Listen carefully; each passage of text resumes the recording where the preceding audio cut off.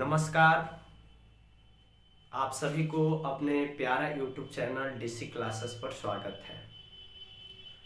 आशा और उम्मीद करता हूं कि आप सब स्वस्थ होंगे, मस्त होंगे और अपने अपने तैयारी में व्यस्त होंगे।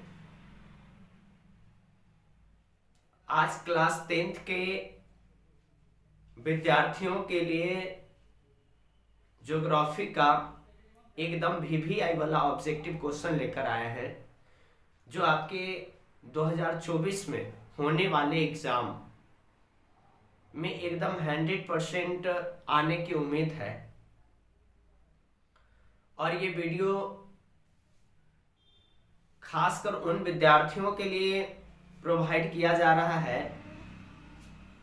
जिनकी काफी बेहतर तैयारी चल रही है और वो अपने बेहतर तैयारी की जांच इन सभी प्रश्नों से कर सकते हैं।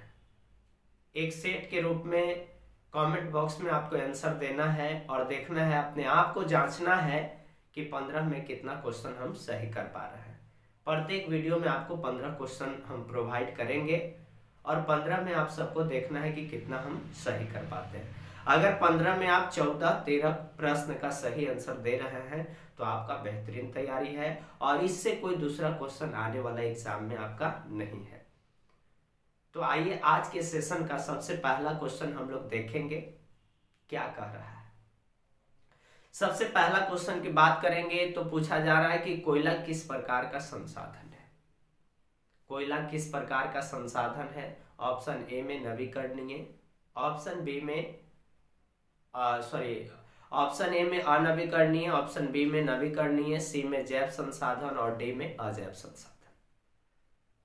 तो आप ऑफलाइन क्लास में पढ़े होंगे कोयला किस प्रकार का संसाधन है, तो इसका राइट आंसर हो जाएगा अनवीकरणीय, यानी कि ऑप्शन ए आपका 100% जवाब क्या होगा? सही होगा।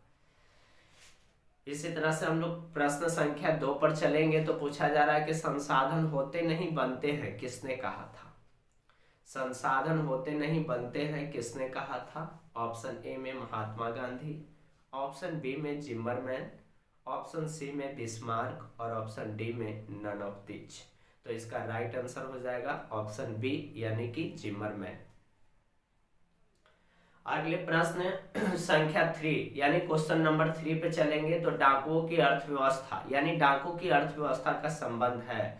ऑप्शन ए में संसाधन के संग्रहण से, ऑप्शन बी में संसाधन के विदोहन से, ऑप्शन सी में संसाधन के नियोजित दोहन से और ऑप्शन डी में नन ऑफ दिस। तो इसका राइट आंसर क्या हो जाएगा? संसाधन के नियोजित दोहन से, यानी कि इसका सही आंसर हो जाएगा सी, है ना। अब आगे बढ़े, प्रश्न संख्या 4 को हम लोग देखेंगे तो आपसे पूछा जा रहा है कि समुद्र तट से कितने किलोमीटर तक का क्षेत्र राष्ट्रीय संपदा से निहित होता है। समुद्र तट से कितने किलोमीटर तक का क्षेत्र राष्ट्रीय संपदा से निहित होता है? ऑप्शन ए में 10.2 किलोमीटर, ऑप्शन बी में 15.2 किलोमीटर, ऑप्शन सी में 19.2 किलोमीटर और ऑप्शन डी में है 12.2 किलोमीटर। इस तरह के प्रश्न में बच्चे बहुत ज्यादा कंफ्यूज हो जाते हैं, लेकिन समुद्र तट से कितने किलोमीटर तक का क्षेत्र राष्ट्रीय संपदा से निहित होता है, तो इसका राइट आंसर हो जाएगा 19.2 किलोमीटर। 100% आपका सही जवाब। चलिए आगे हम लोग बढ़ते हैं। प्रश्न संख्या 5, भारत के किस राज्य में सीढ़ी नुमा खेती की जाती है? भारत के किस राज्य में सीढ़ी नुमा खेती की जाती है? ऑप्शन ए में पंजाब, बी में हरियाणा, सी में उत्तराखंड, डी में बिहार।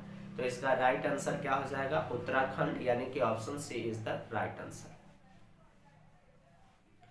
आगे बढ़िए, प्रश्न संख्या 6 यानी पंजाब में भूमि निम्नीकरण का मुख्य कारण क्या है? पंजाब में भूमि निम्नीकरण का मुख्य कारण क्या है? ऑप्शन ए में वनों उन्मूलन, ऑप्शन बी में अधिक सिंचाई, सी में अति पशुचारण और डी में नन ऑफ दिस। तो इसका राइट आंसर क्या हो जाएगा जी? इसका राइट आंसर जो हो जाएगा, यानी पंजाब में भूमि निम्नीकरण का मुख्य कारण क्या है, तो इसका राइट आंसर हो जाएगा अधिक सिंचाई, है ना, यानी कि ऑप्शन बी इसका सही आंसर होगा।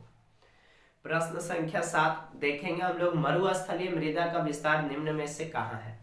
मरुस्थलीय मृदा का विस्तार निम्न में से कहाँ है? ऑप्शन ए में उत्तर प्रदेश, ऑप्शन बी में राजस्थान, सी में कर्नाटक और डी में महाराष्ट्र। तो इसका राइट आंसर हो जाएगा क्या भाई, राजस्थान, यानी कि option B is the right answer, है ना। चलिए आगे हम लोग बढ़े, धीरे धीरे आगे बढ़ेंगे और देखेंगे प्रश्न संख्या 8। प्रश्न संख्या 8 आपसे पूछा जा रहा है कि काली मृदा का दूसरा नाम क्या है।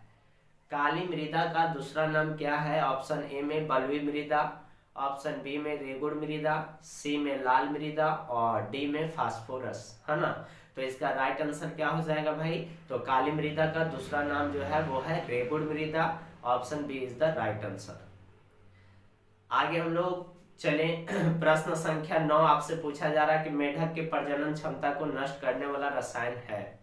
मेढक की प्रजनन क्षमता को नष्ट करने वाला रसायन है। ऑप्शन ए में बेंजीन, बी में यूरिया, सी में एंड्रीन और डी में फास्फोरस। तो इसका राइट आंसर हो जाएगा क्या भाई, तो एंड्रीन, यानी मेढक के प्रजनन क्षमता को नष्ट करने वाला रसायन कौन है, एंड्रीन, यानी option C is the right answer. प्रश्न संख्या 10, बृहद क्षेत्र में जल की उपस्थिति के कारण पृथ्वी को कौन सा ग्रह कहा जाता है। बृहद क्षेत्र में जल की उपस्थिति के कारण पृथ्वी को कौन सा ग्रह कहा जाता है। ऑप्शन ए में उजला ग्रह, बी में नीला ग्रह, सी में लाल ग्रह और डी में हरा ग्रह। तो इसका राइट आंसर हो जाएगा नीला ग्रह, यानी ऑप्शन बी आपका सही जवाब हो जाएगा, है ना। चलिए आगे बढ़े, प्रश्न संख्या 11, प्राणियों के शरीर में कितना प्रतिशत जल की मात्रा निहित होता है।